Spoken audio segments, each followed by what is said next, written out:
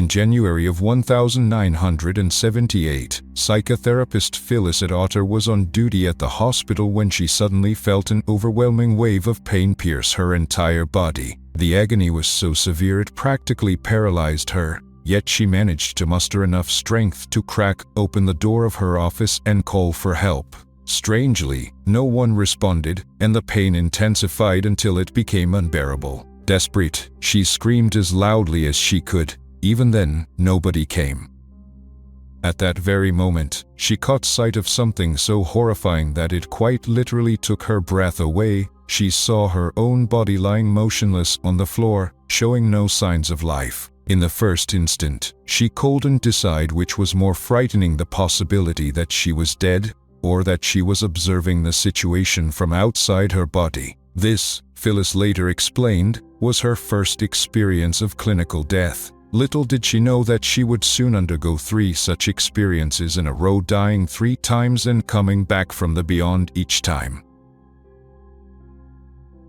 "I've survived 3 clinical deaths," Phyllis would later say, "which is why I can confidently assert that what I saw there was not a product of my imagination or a side effect of any medication. It's hard to believe that all 3 times I could have witnessed the exact same thing by mere coincidence. It just doesn't work that way." She went on to note that while only a handful of people experience near-death states multiple times, even fewer are able to recall what occurred while their consciousness was outside their bodies. Because she visited the other side more than once, she had the chance to remember a great deal of what happened to her there, an opportunity she felt compelled to share with others, despite the risk of ridicule or scorn from colleagues. Interestingly, her decision to speak out is what propelled her to become a prominent researcher in the field of near-death experiences, dedicated to shedding light on the mysteries revealed through such profound encounters. During that first journey beyond the boundary of mortal existence, Dr. Atwater managed to calm herself, something that came partly from her medical training, she later said. However, her attempts to reunite with her physical body felt as if they were blocked by an invisible barrier. Fear overwhelmed her again, stronger this time, as each fruitless effort to return only increased her sense of panic. Then something else happened. She noticed black splotches appearing around her, much like drops of ink, emanating coldness and hopelessness. Recalling that experience, she wrote, "I couldn't figure out where these ink blot shapes had come from. Staring at them made my fear spike even more, and yet, just when the terror became overwhelming, I found myself suddenly back inside my body." Her return was so abrupt that she likened it to being pulled back by a stretched rubber band that snaps forward, yanking her consciousness back through the crown of her head until she was, once again, fully present within her physical form, even down to the tips of her toes. Upon opening her eyes, she saw a nurse bustling around her with a stunned expression, as though she had just witnessed a corpse unexpectedly come back to life. Later, Dr. Atwater would dismiss the idea that clinical death is not real death, insisting that anyone who believes so should experience it firsthand before jumping to conclusions. Even if the brain fails to remember what happens beyond the boundary of life, she added, the soul sees it all, and it never forgets. Just when Phyllis thought the ordeal was behind her, a second episode struck about a month later, in March. Once again, she underwent clinical death. This time, she found herself in what seemed like a vast void where her entire life played out before her eyes. She did not merely see her actions, she also glimpsed the consequences of every thought she had ever formed. Phyllis realized that each thought emanated from her mind, took on a life of its own, and influenced the subtle tapestry of her surroundings. She said this realization completely changed her attitude toward the power of human consciousness. According to her, the mind doesn't just create passing impressions, it weaves patterns that may persist in unseen ways, even beyond death. She became convinced that these mental imprints could affect both the spiritual dimension and the course of one's future life journey.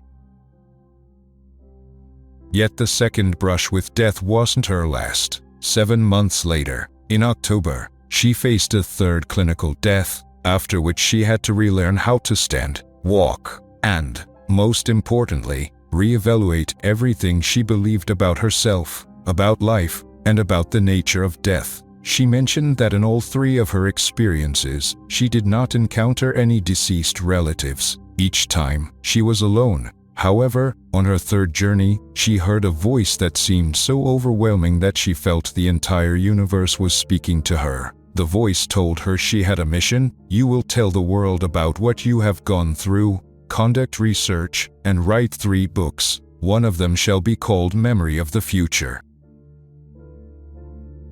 Once released from the hospital, Phyllis Atwater resigned from her job, sold her home, and began an entirely new life dedicated to studying what happens to people during and after death. She interviewed around 50 adults and children who had undergone clinical death. Her first book focused on near-death experiences in children, which she found particularly intriguing because their accounts often differ from those of adults. One reason, she explained, is that children rarely see anything they consider unusual. Their minds accept these experiences as a natural part of existence. Some only reveal what they went through when they are older, once they realize how extraordinary it truly was.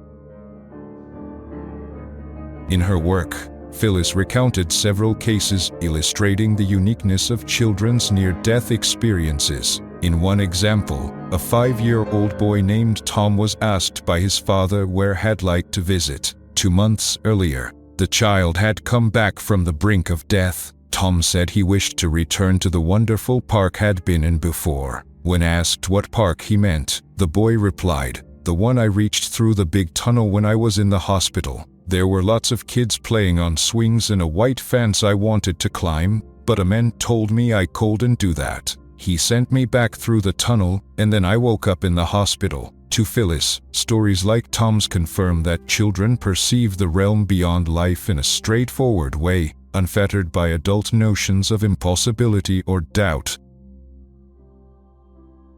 Another case involved a boy who had survived clinical death in his first year of life. 3 years later, he startled his parents with a chilling question when he learned his grandmother had passed away. When grandma meets God, will she go through the same garden I did, or a different one? Yet another striking example concerned a girl named Natalia, who had been deaf since birth. At age 9, she fell seriously ill. One day, she felt a bright light shining from above, woke up, and saw herself sleeping in bed. She heard a soothing voice calling her to stand and follow, but just as she was about to do so, she felt someone holding her back, saying it wasn't her time to leave this world.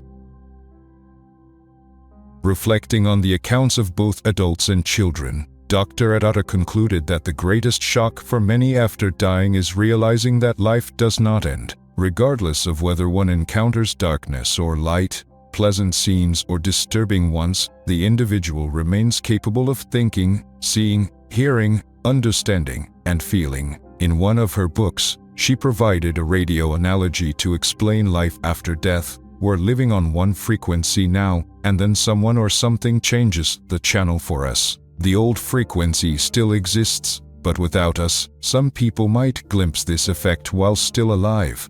Others will learn of it after they've passed on. Knowledge of life after death, she asserted, transforms a person. Those who have briefly crossed that threshold often return kinder, more altruistic, and less driven by material pursuits, aware that the next phase of existence is linked to an entirely different reality. Have you ever experienced or heard of similar visions in childhood? Share your thoughts in the comments, and don't forget to leave a like. Wishing everyone a long life and much goodness. May these stories inspire us to reflect on what truly matters and encourage us to live each day with a deeper sense of purpose.